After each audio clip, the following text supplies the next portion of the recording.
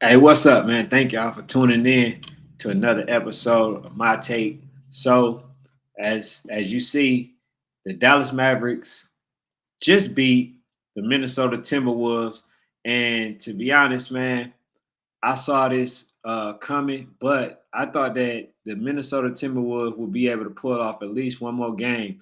But the thing happened that I told y'all, if it would happen, basically, they're going to lose the Minnesota Timberwolves. So Doncic got going early. See, that was the one thing that was going on, right? The whole series is that he was coming on late in the games. And you see, every time Doncic came on late in the game, they end up stealing the game, coming back and winning.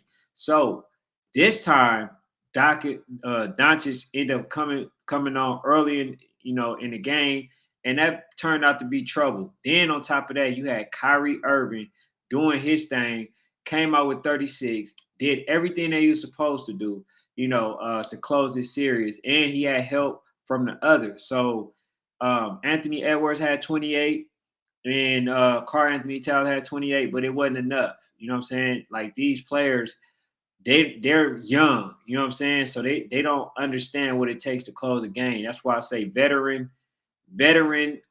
play and experience, plays a lot when it comes to the playoffs, and that's what they was missing. They were missing a whole bunch of um, veterans that can actually make plays. Yeah, they have Mike Conley, but he wasn't showing up tonight. So what now? You know what I'm saying? I think moving forward, it's going to be a really good series with Boston versus the Dallas Mavericks, and it's a lot to go to it. You remember Kyrie played. He played for the Boston Celtics at one point, and they basically ran him out of there because of a issue that they had with him.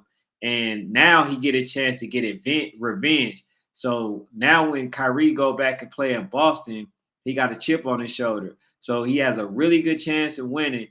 Only thing that I would say is that they're going to have to get more contribution from the other players other than Luka. You know what I'm saying? That's the one thing. I think Lively did a really good job. As I told y'all, he gonna be a difference maker. I think he can actually be the key because he's a person that can play off the ball, put back shots, get the extended plays, a lot of offensive rebounds and stuff like that. So this is the person that that's gonna help the team. But moving forward, man, I am happy for Kyrie Irving due to the fact I'm happy for Kyrie Irving because I felt he went through a lot of stuff without anybody having his backing. He tried to speak up for people. When it came to the bubble, he tried to do a lot of things right, and basically only got shunned. Now he got a chance to show people like Stephen A. Smith that he's not only deserving, and not only is he a top tier player, but he still can get it done without LeBron James and with Luka Doncic. You know what I'm saying? So the fact that he's going to the championship in itself is already a win. Because remember, he played with Brooklyn. Brooklyn didn't want him. They got rid of him. The owner, I'm sure he eating crow right now because he one of the ones that didn't want Kyrie Irving in there. And now you see, out of all the players, right, the one person that was not the problem out of KD and James Harden being there, we already know the problem wasn't Kyrie because he played with another ball dominant player in Luka Doncic and he's still getting it done. So we know Kyrie Irving wasn't a problem in that equation. You know what I'm saying? So now that he played with the Dallas Mavericks, which nobody expected this team to be going to the NBA Finals, now we're going to see why veteran play is key. You know what I'm saying? Although they have the Boston Celtics have some key players like Al Horford. He's a veteran. I don't know what Porzingis gonna do. But I do understand if the players can give the same amount of contribution that they did playing versus the Minnesota Timberwolves, then they should be in good shape. Because remember, the Minnesota Timberwolves are one of the bigger, taller teams in the league. So I don't see the Boston Celtics able to be outplaying them, far as on the boards and the physicality and stuff, because they already played against Karl Anthony Towns and Rudy Gobert, and it actually turned out to be beneficial for them. You feel what I'm saying? But why am I most excited? Who do I actually want to win? I'm kind of torn. The reason I'm torn is because I like Jaylen Brown, and you see that they're doing a hit piece on him now. I just did one stemming from Stephen A. Smith, basically trying to talk about how he's not marketable and just trying to stir up stuff with Jaylen Brown. And I explained to y'all why that is. You feel what I'm saying? I explained why they doing a hit piece on Jaylen Brown. But now Stephen A. Smith trying to apologize to Kyrie Irving. All because he had an issue, with Jaylen Brown. Now he's trying to make amends with Kyrie Irving when he already said it was personal. You know what I'm saying? So I don't, I really don't like Stephen A. And I keep saying that, and I don't even know this dude. I just know that the message that this dude sent out is dangerous. You feel what I'm saying?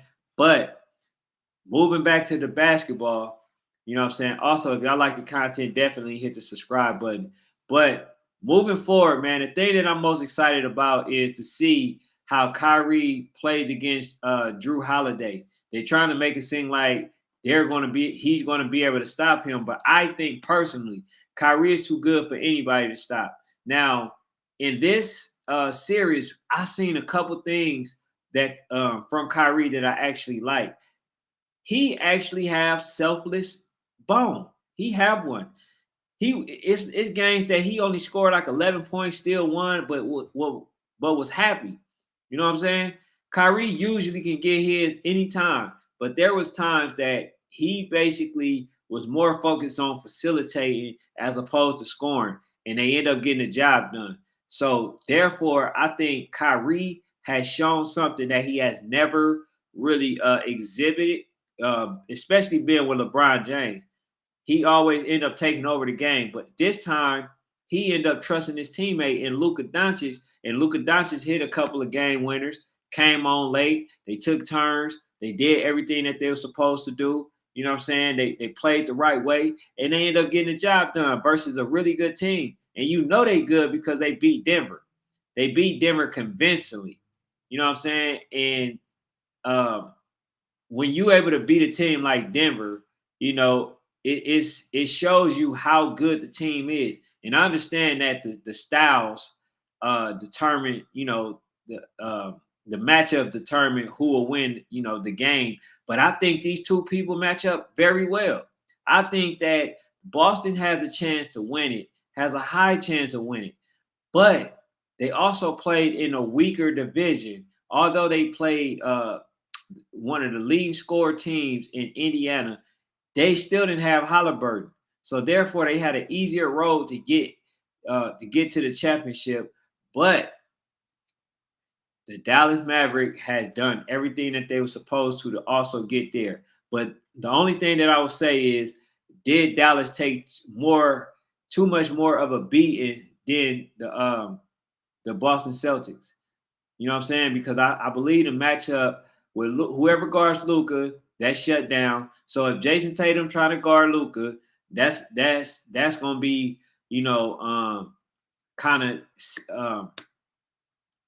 kind of crossing each other out. You feel what I'm saying? Although I'm not a firm believer in Jason Tatum, I still think he would do okay because I haven't seen Luka really play lockdown defense, but I did see him play defense.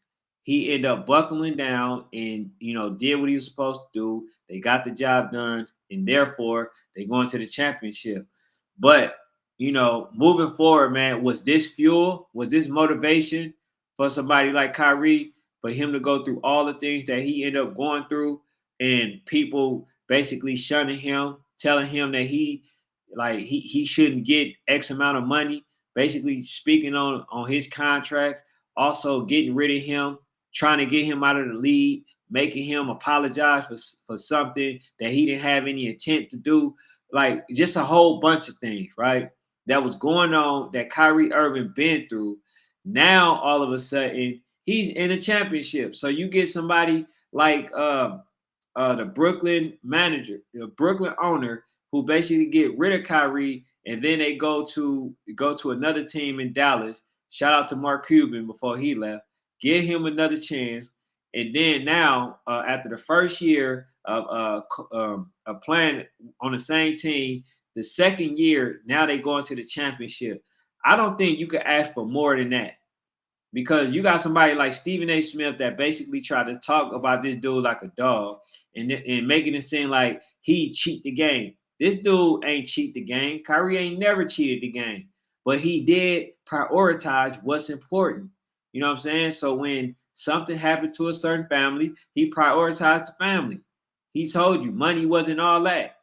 He said that. That's why he's living it. He donated so much money to other people. You know what I'm saying? He showed you. He showed you. But now he get a chance to play for a championship, and I'm happy. I'm happy. I don't know who I really want to win in this case.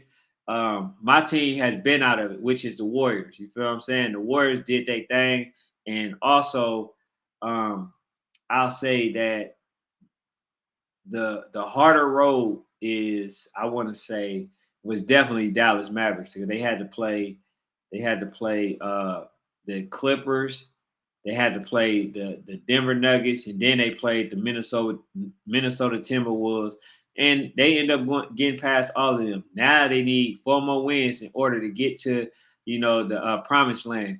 But that's all I got for now, man. Thank y'all for tuning in. Hey, hit the subscribe button if y'all want to support me. And if not, I thank y'all for being in here anyway. But that's all I got. Y'all have a good night.